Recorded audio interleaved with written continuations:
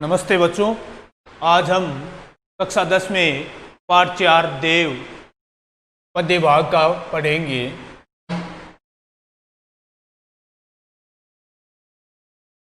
तो बच्चों सबसे पहले हम देखते हैं कवि देव का परिचय।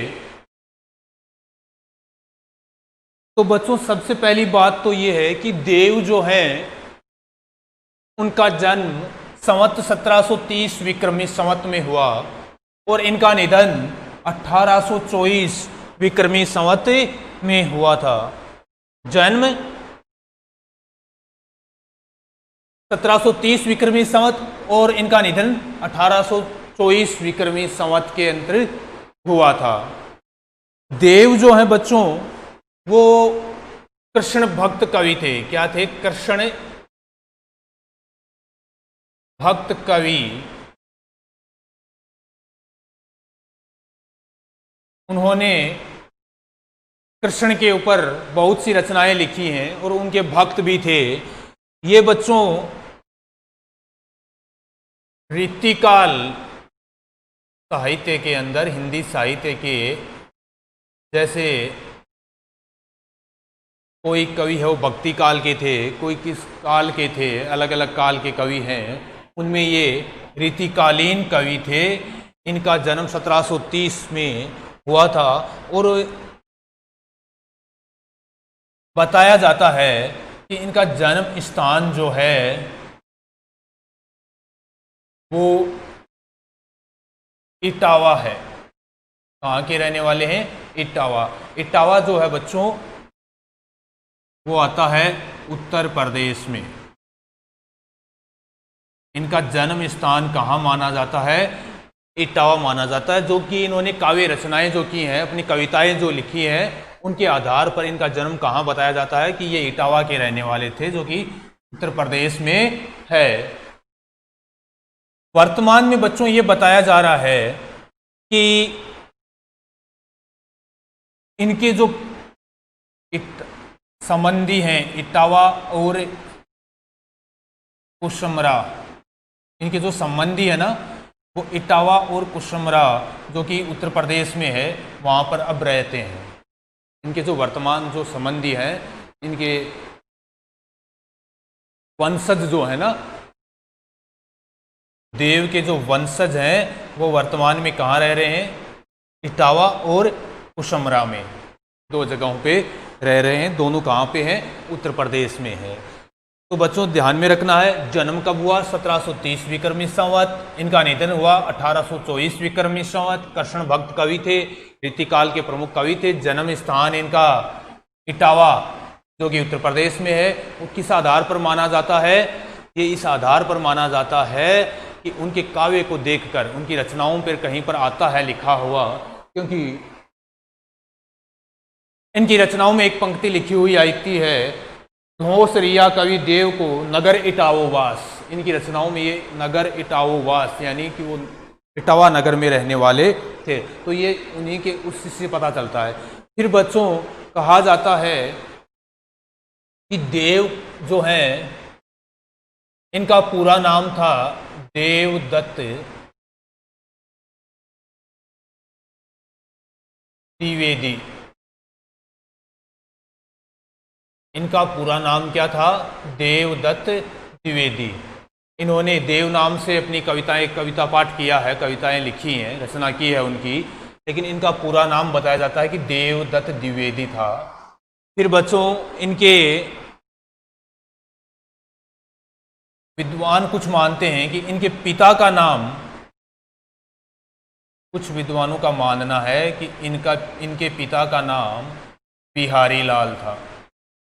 कुछ विद्वान ये मानते हैं कि इनके पिता का नाम बिहारी लाल था। इनके पिता का क्या नाम था? बिहारी लाल दुबे इनके पिता का नाम था। कुछ विद्वानों का ये मानना है। इनका पूरा नाम था देवदत्त द्विवेदी। देवदत्त द्विवेदी, सॉरी। और 1730 विक्रमी संवत में इनका जन्म हुआ। 1824 विक्रमी संवत में इनका निधन हुआ। रीतिकाल के प्रमुख कवि, इटावा के रहने वाले, इटावा उत्तर प्रदेश में है। अब बच्चों बात करते हैं हम इनकी रचनाओं की। तो बच्चों कहा जाता है कि देव ने लगभग 52 रचनाएं लिखी थी, जिनमें से कुछ प्रमुख रचनाएं हैं।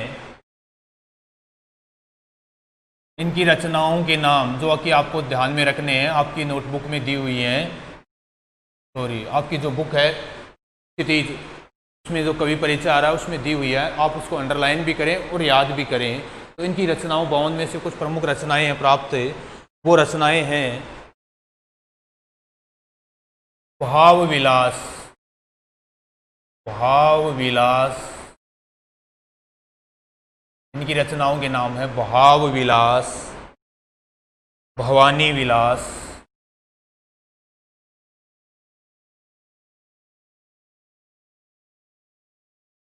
भाव विलास, भवानी विलास, कुशल विलास,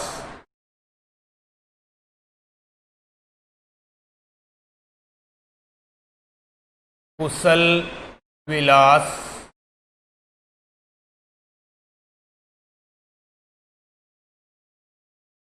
रस विलास, भाव विलास, भवानी विलास, कुशल विलास, रस विलास, काव्य रसायन, काव्य रसायन, देव चरित्र,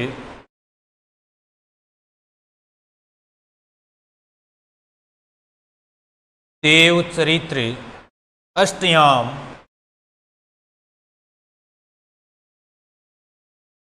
अष्टयाम, सुजान विनोद, सुजान विनोद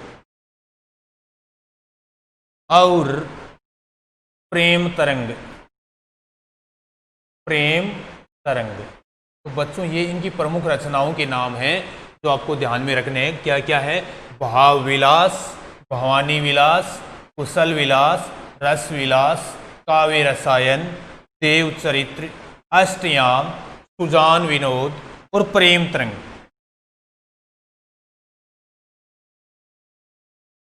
ये बच्चों काव्य में चलता है रस, अलंकार, हिंदी साहित्य के काव्य में चलता है रस, अलंकार, ये टॉपिक चलते हैं। छंद, जिन पर बहुत सारी रचना, ये जो थे वो रस संप्रदाय का पालन करने वाले कवि थे, लेकिन अलंकारों का भी उन्होंने अच्छा प्रयोग किया है। ज़्यादातर ये श्रृंगार रस पर अपनी कविताएं लिखने में प्रसिद्ध है, लेकिन अलंकारों का भी इन्होंने बहुत अच्छा प्रयोग किया है। कृष्ण पर इन्होंने बहुत सारी रचनाएं लिखी हैं। फिर आता बच्चों इनकी भाषा, तो बच्चों भाषा इनकी थी साहित्यिक ब्रज भाषा। कौन सी भाषा थी? साहित्यिक ब्रज भाषा, जिस भाषा में एक साधारण बोलचाल की ब्रज भाषा और एक जिसमें साहित्य की रचना की जाती है, तो साहित्यिक ब्रज भाषा इनकी थी। लेकिन इन्होंने साथ साथ में संस्कृत, प्राकृत, अपभ्रंश ऐसी भाषाओं के शब्दों का भी भरपूर प्रयोग किया है। ब्रज भाषा तो इनकी थी साहित्यिक, तो इसमें साथ साथ उन्होंने संस्कृत भाषा के शब्दों का, प्राकृत, अपभ्रंश ऐसी भाषाओं के शब्दों का भी खुलकर प्रयोग इन्होंने अपने काव्य में किया है। ये हुई कवि की बात। अब हम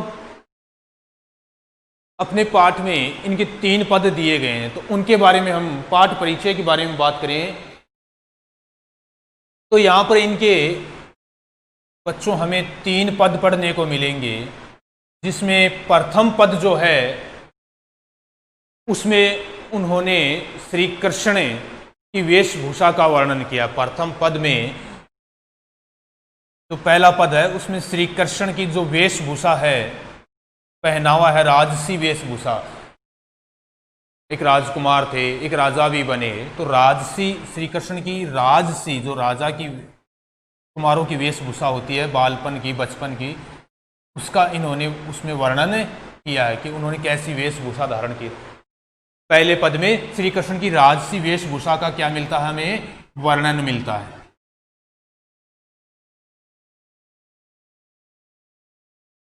पहले पद में क्या किया गया है? श्री कृष्ण की राजसी वेशभूषा का वर्णन किया गया है। फिर दूसरे पद में एक गोपी है, वो श्री कृष्ण के रूप माधुर्य से आकृष्ट हो जाती है। उनके श्री कृष्ण के रूप माधुर्य से आकृष्ट होकर अपनी सखी को, अपनी दूसरी सहेली को अपनी विवशता बता रही है कि किस प्रकार वो श्री कृष्ण की ओर उनके रूप माधुर्य के, उनके मुख के देखकर, उनकी हंसी को देखकर उनकी तरफ आकृष्ट हुए जा रही है। एक गोपी श्री कृष्ण के रूप माधुर्य और उनके हंसी के बस में आकर उनकी ओर खींची चली आ रही है, तो अपनी उसकी जो विवशता है वो विवशता वो अपनी सहेली से बता रही है दूसरे पद में। फिर तीसरे पद में एक गोपी की स्वपन की, यहां पर तीसरे पद में क्या है बच्चों, संयोग और वियोग। कवि ने दोनों श्रृंगार का प्रयोग किया, संयोग और वियोग, दोनों दशाओं का वर्णन एक साथ किया है।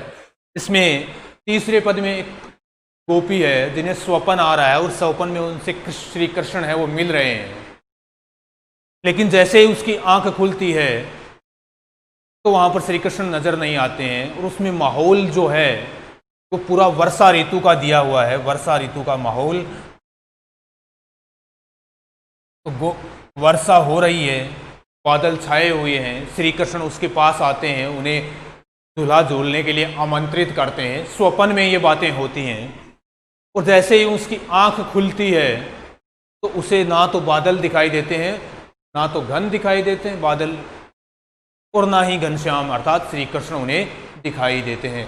तो वो बहुत पछता रही है कि उसके स्वप्न है वो टूटा ही क्यों, उसकी नींद टूटी ही क्यों। तो ये तीन पद है। पहले पद में श्री कृष्ण की राजसी वेशभूषा का वर्णन है, दूसरे में श्री कृष्ण की मोहक जो मूर्त है उसकी तरफ गोपी है वो खींची चली आ रही है, उनकी दीवानी होती जा रही है, तो वो अपनी जो विवशता है वो अपने आप को रोक नहीं पा रही है, तो अपनी विवशता अपनी सहेली को बता रही है। और तीसरे में वर्षा ऋतु का वर्णन करते करते कवि ने एक गोपी के संयोग, यानी श्री कृष्ण उन्हें मिल रहे हैं संयोग, और जब उसकी नींद खुलती है तो वो स्वपन था एक, वो ना तो बादल दिखाई दिए ना ही श्री कृष्ण, तो वो वियोग की दशा। इन दो दशाओं का वर्णन तीसरे पद में कवि ने किया है। तो ये हुआ अपना पाठ परिचय। अब बच्चों हम पहला पद है वो देखते हैं। कवि देव का पहला पद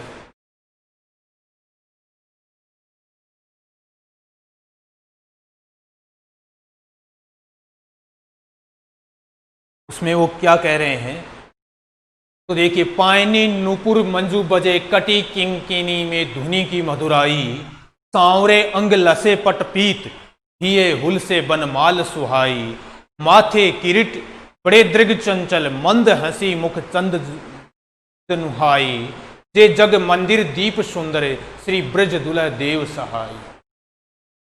तो कवि देव हैं, वो श्री कृष्ण के बालपन में राजसी वेशभूषा का वर्णन करते हुए कह रहे हैं पायनी।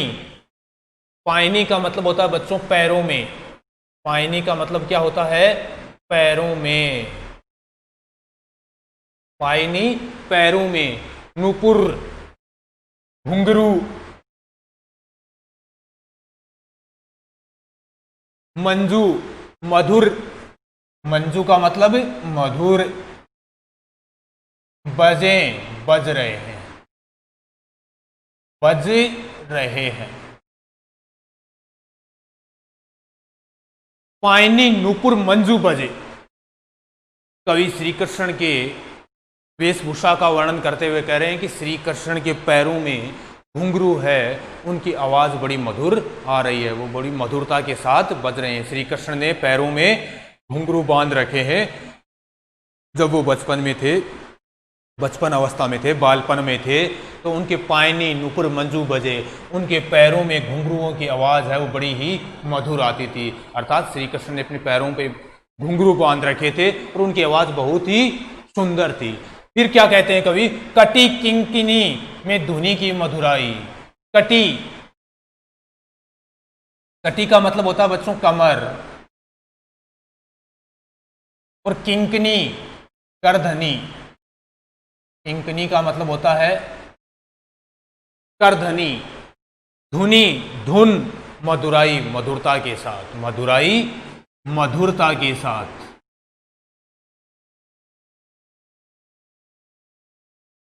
धुनी धुन। तो क्या कह रहे हैं कि पायनी नुपुर मंजू बजे, कि श्री कृष्ण के बालपन में उन्होंने अपने पैरों में घुंघरू पहन रखे हैं। उनकी आवाज है, घुंघरू की जो आवाज है वो बड़ी ही मधुर है। कटी किंकनी, कटी यानी कमर, किंकनी करधनी, करधनी का मतलब तागड़ी, अपने बोलचाल में हम बोलते हैं ना। तो कटी किंकनी में धुनी की मधुराई, और कमर पर जो करधनी उन्होंने बांध रखी है उनकी उसकी धुन भी बड़ी मधुरता के साथ बज रही है। श्री कृष्ण ने पायनी नुपुर मंजू बजे, श्री कृष्ण ने अपने पैरों में घुंघरू बांध रखे हैं जिनकी आवाज बहुत ही सुंदर है। श्री कृष्ण के घुंघरुओं की आवाज बड़ी मधुर है। और पैरों कमर पे जो करधनी बांध रखी है वो भी बड़ी मधुरता के साथ, उसकी धुन भी बड़ी मधुर लग रही है। सांवरे अंग, सांवरे यानी सांवले, सांवरे यानी सांवला। कृष्ण का रंग कैसा था? अंग, शरीर। श्री कृष्ण के अंग कैसे थे, यानी श्री कृष्ण का रंग कैसा था? सांवला रंग था। श्री कृष्ण का रंग कैसा था बच्चों? सांवला रंग था। तो सांवला जो रंग है, लसे पट पीत, पट यानी वस्त्र, पीत यानी पीले, लसे यानी पहन रखे हैं, पहन रखे हैं। क्या कह रहे हैं कवि? सांवरे अंग लसे पट पीत, सांवरे अंग लसे पट पीत। उन्होंने अपने सांवले रंग पर पीले वस्त्र धारण कर रखे हैं, अर्थात पीले वस्त्र पहन रखे। सांवरे अंग लसे पट पीत, अपने सांवले शरीर पर, अपने सांवले रंग पर उन्होंने पीले वस्त्र पहन रखे हैं। हिये हुल से, हिये यानी हृदय, हुल से सुशोभित हो रही है या शोभित हो रही है, सुशोभित। वनमाल सुहाई, सुंदर लग रही, आकर्षक लग रही। वनमाल यानी वनों के फूलों से बनी हुई माला, और उन्होंने अपने हृदय पर वनों के पुष्पों से बंधी हुई, गूंथी हुई सुंदर माला धारण कर रखी है। माथे किरीट, माथे यानी मस्तक, माथे का मतलब मस्तक, किरीट मुकुट, माथे पर क्या है? मुकुट पहन रखा है। माथे पर, माथे किरीट, माथे पर मुकुट पहन रखा है। बड़े दृग चंचल, और उनके दृग यानी नेत्र, और उनकी जो आंखें हैं वो बड़ी और चंचल हैं। उनकी, श्री कृष्ण की जो आंखें हैं वो बड़ी भी हैं और चंचल भी हैं। मंद हंसी, मुख जंद जनुहाई, जनुहाई का मतलब होता है बच्चों चांदनी। जनुहाई का मतलब क्या होता है? चांदनी। जुनहाई का मतलब चांदनी।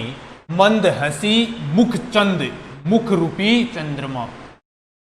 अब यहां पर मुख को क्या कह दिया? चंद्रमा कह दिया, रूपक अलंकार हो गया, मुख रूपी चंद्रमा। तो उनके मुख रूपी चंद्रमा पर मंद मंद हंसी है, वो चांदनी की तरह बिखर रही है। उनके मुख पर जो हंसी है, मुख रूपी चंद्रमा पर जो हंसी है वो चांदनी की तरह बिखर रही है। जय, जय का मतलब है जय। जग संसार, मंदिर, संसार रूपी जग मंदिर, संसार रूपी मंदिर। दीप सुंदर, दीप का मतलब दीपक, दीपक। श्री ब्रिज दुल्हे, दुल्हे यानी दुल्हा। सहाई यानी सहायता। तो क्या कह रहे हैं? जय जग मंदिर दीप। कवि देव वर्णन करते हुए, कवि देव हैं, वो कह रहे हैं कि संसार रूपी श्री कृष्ण ऐसे वेशभूषा धारण किए हुए जिनके पैरों में घुंघरू बंधे हुए हैं, जिनकी आवाज़ बड़ी प्यारी है, कमर पर करधनी बंधी हुई है, उसकी धन बड़ी मधुरता से बजती है। सांवला जो शरीर है उनका, सांवला रंग है, उस पर उन्होंने पीले वस्त्र धारण कर रखे हैं, अपने हृदय पर वनमाला धारण कर रखी है, माथे पे मुकुट लगाए हुए हैं, उनकी आंखें हैं वो बड़ी और चंचल हैं, उनके मुख रूपी चंद्रमा पर हंसी है वो चांदनी की तरह बिखर रही है। तो ऐसे श्री कृष्ण हैं वो संसार रूपी मंदिर में एक दीपक की भांति प्रज्वलित होकर बहुत ही सुंदर लग रहे हैं। संसार रूपी मंदिर में दीपक की भांति, जैसे दीपक रोशनी करता है, प्रज्वलित होकर रोशनी देता है, तो वैसे संसार को रोशनी प्रदान कर रहे हैं। श्री ब्रज दुल्हा देव सहाई। अब यहाँ पर ब्रज दुल्हा है, ऐसी राजसी वेशभूषा धारण करने के कारण कवि देव ने श्री कृष्ण को एक ब्रज के दुल्हा, ब्रज का एक दुल्हा बता दिया, दुल्हे की तरह उन्होंने वेशभूषा धारण कर रखी है। देव सहाई, कवि देव कहते हैं कि हे ब्रज के दुल्हा, हे श्री कृष्ण, आप हमेशा मेरी सहायता के लिए तत्पर रहें, मेरी सहायता कीजिए। तो ये पहला पद है बच्चों, पायनी नूपुर मंजू बजे। पैरों में श्री कृष्ण की वेशभूषा का वर्णन करते हुए कवि देव कहते हैं कि पायनी नूपुर मंजू बजे, कि श्री कृष्ण ने अपने पैरों में मधुर घुंघरू पहन रखे हैं। कटी किंकिनी में धुनी की मधुराई, कमर पर जो करधनी बांध रखी है उसकी धुन भी बड़ी मधुर है। सांवरे अंग लसे पटपीत, और उन्होंने अपने सांवले अंग पर, अपने काले रंग पर, उनका रंग जो सांवला था, उस सांवले रंग पर पीले वस्त्र उन्होंने श्याम वर्ण, श्याम श्री कृष्ण को कहते हैं। क्यों? क्योंकि उनका वर्ण कैसा था, रंग कैसा था? श्याम था, घनश्याम बादल के जैसा रंग, इसलिए उनका नाम घनश्याम हो गया। उनका रंग कैसा था? सांवला रंग था। तो सांवले रंग पे लसे पटपीत, उन्होंने पीले वस्त्र पहन रखे हैं। हिये हुल से बनमाल सुआई, और हृदय पर उन्होंने वनों के फूलों से गूंथी हुई माला धारण कर रखी है। माथे किरीट, माथे पर उन्होंने मुकुट धारण कर रखा है। बड़े दृग चंचल मंद हंसी, बड़े दृग चंचल, उनके नेत्र हैं वो बड़े और चंचल हैं। मंद हंसी मुख चंद जुन्हाई, यहां पर ध्यान रखना है, मंद हंसी मुख चंद जुन्हाई, उनके मुख रूपी चंद्रमा पर हंसी है वो चांदनी की तरह बरस रही है, फैल रही है।